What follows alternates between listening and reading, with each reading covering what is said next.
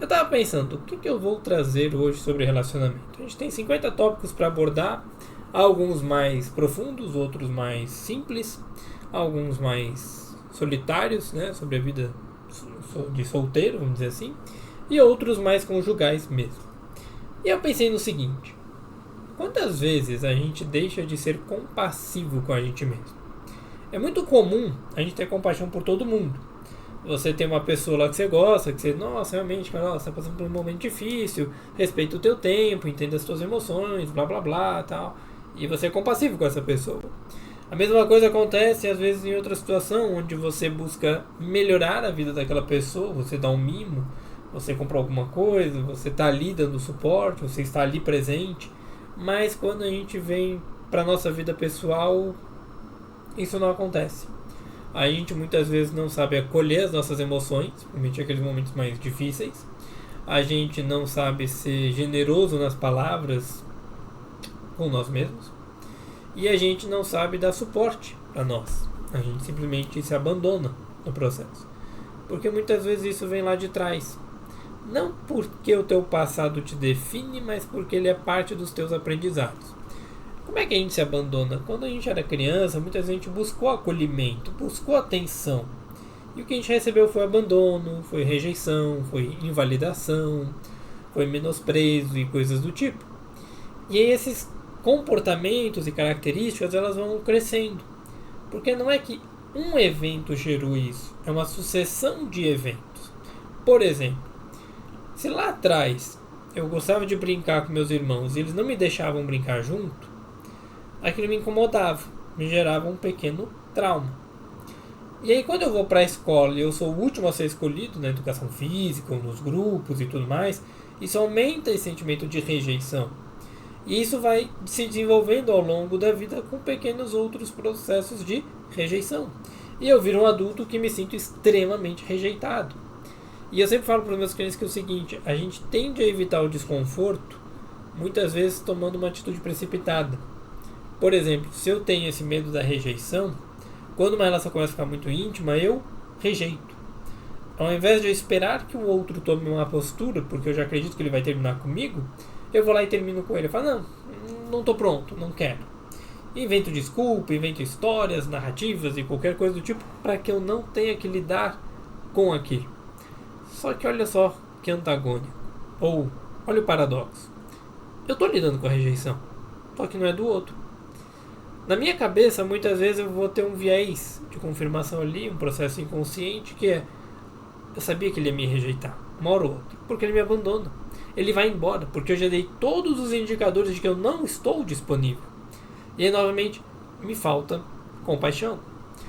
Essa história, esse tipo de exemplo, ele é muito comum na clínica, na nossa vida, na vida das pessoas que a gente tem, o nosso convívio e tudo mais. Porque falta esse acolher as emoções, acolher o nosso desconforto, acolher quem nós somos de fato. Isso eu falei nos vídeos anteriores, que é aceitar quem você é, com seus erros, acertos, qualidades, defeitos e assim por diante. Acreditar em si mesmo, que nem eu falei lá no comecinho, você acreditou no Papai Noel durante 8 anos e você pode acreditar em você durante 10 segundos. Acreditar em você é simplesmente se permitir fazer algumas coisas, mesmo que elas não façam muito sentido. Por exemplo, eu tenho uma meta de gravar mais vídeos para o YouTube. E eu coloquei como meta 50 vídeos de relacionamento, baseado em algumas leituras que eu fiz. Aí eu pego elas, monto um textinho pequeno, mais ou menos desse tamanho, e pronto. Cada tópicozinho eu vou lá e desenvolvo. Eu faço uma síntese e depois eu tenho que elaborar no vídeo. Lá no TikTok eu elaboro em 4, 5 minutos. No Instagram eu elaboro em 1 minuto, 1 minuto e meio. E aqui no YouTube eu tento o máximo que dá. O máximo que eu consigo extrair deste vídeo. Claro que se eu pegasse todos os tópicos de uma única vez, seria um vídeo muito melhor, no sentido de que ele teria mais tempo de duração, teria talvez um aprofundamento diferente.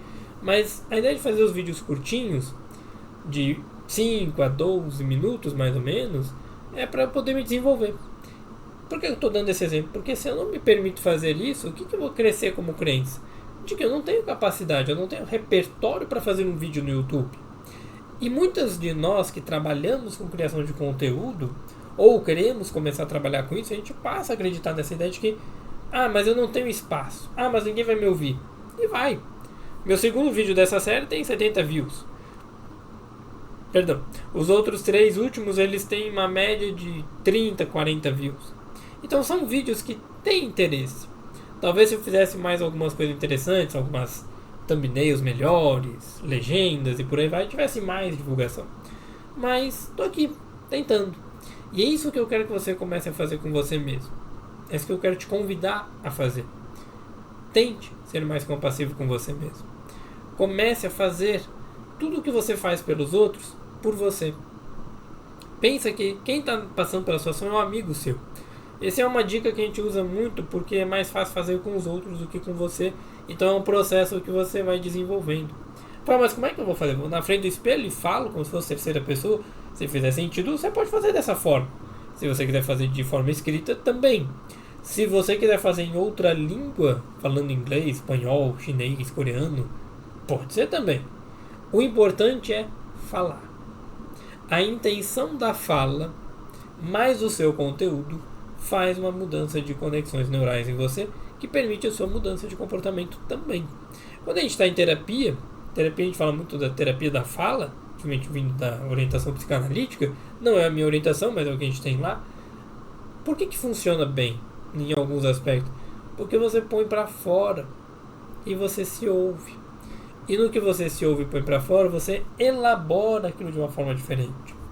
Então entenda que se acolher, acreditar em si, começa pelo seu processo de autofala.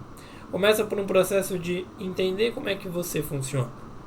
E a partir disso, você vai acolhendo as suas virtudes e mazelas, né? Virtudes e vícios, qualidades e defeitos e tal. E isso permite que você comece a olhar a bondade que existe também em você. Porque você não é esse impostor que você acredita. Você não é essa pessoa horrível que você ouviu lá atrás das pessoas porque elas te rejeitaram de alguma forma. Tem um contexto para aquilo ali acontecer. Tem um contexto para todos os seus traumas acontecerem. E muitas vezes você é só uma vítima do processo. Você não é o causador do processo. Você é uma vítima. Você não entende o que acontece. Até você ter uma certa maturidade. Essa maturidade não é só uma inteligência racional. É inteligência emocional. Entender as suas emoções, saber nomeá-las, acolhê-las, revisitar a sua história de vida, entender o que está acontecendo em cada momento. E a partir disso, acolhendo quem você é, e não quem você acha que os outros vão dizer que você se desenvolve. Esse é um processo. Leva tempo. Um último exemplo. Muitas vezes eu vejo vídeos de pessoas que falam de oratória. Hoje nem tanto, mas lá atrás eu via mais. Fala assim, você não pode usar tanto a mão e não sei o que. Bom, aqui estou usando todas as minhas mãos, fazendo meu vídeo. Se vai dar bom, se não vai, não sei. Mas a minha parte eu estou fazendo. O que dá para melhorar dentro das minhas condições, eu melhoro. O que não dá, a gente busca melhorar no tempo, no espaço e tempo. A gente persiste, a gente não desiste. E é isso que a gente faz com as nossas emoções. A gente não precisa nos abandonar. Você não precisa se rejeitar. Você tem coisas boas acontecendo na sua vida. Você tem páginas na internet que mostram coisas boas acontecendo. Eu não lembro se eu usei esse exemplo em algum vídeo, mas eu lembro que eu comentei com alguém o seguinte. Hoje, quando eu sento para ver um filme de terror, não me assusta tanto, não me agonia tanto. Mas se eu abrir o meu Instagram e começar a procurar páginas de terror, principalmente porque são muitas páginas fake, aquilo me dá mais agonia. Aquilo me deixa mais... não amedrontado, porque eu não tenho mais esse medo, mas me deixa mais ansioso, de modo geral. Porque é um processo. A mesma coisa ser compassivo, é um processo. A narrativa de um filme ela é mais lenta. Um jogo é mais ativo, você é o protagonista, você não tem ações. E uma sequência de vídeos, de 20 vídeos de Reels, ele é mais repetitivo. Então são processos diferentes, mas que eles geram efeitos em você. A compaixão, a empatia, o amor próprio, são processos. São chavinhas que você vai virando aos poucos. Como se fosse uma porta mesmo. Pensa na porta, tem a fechadura, você põe a chave. Cada chave tem um dente. Esse dentinho, ele vai encaixar num pino dentro da fechadura. Cada pino é uma crença, é um comportamento, é uma mudança que você vai realizando. Baixou todos os pinos, a chave está lá no fundo, pá! Agora você vira.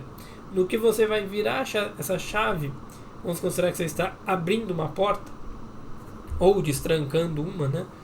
Trancando uma porta, enfim. Você deu uma volta. Caramba, agora precisa dar outra volta. Aí você dá uma segunda volta, uma terceira volta, uma quarta volta. E cada volta que você dá é um processo de aprendizado se repetindo. São repetições que acontecem na sua vida não porque você não aprendeu, mas porque é o processo de aprendizado que você tem. É uma espiral. Não é circular. É uma espiral. Você não está no mesmo ponto. É o que eu brinco com os meus clientes. Vocês nunca voltam para a estaca zero. Não existe voltar para a estaca zero. Porque você já tem um aprendizado, um conhecimento, níveis de mudança que antes você não teria. E agora você tem. Você tem condições de fazer o que você precisa. E vá fazendo aos poucos. Vá se desenvolvendo aos poucos. Comece a acreditar em você com pequenos atos. Ok? Pense nisso.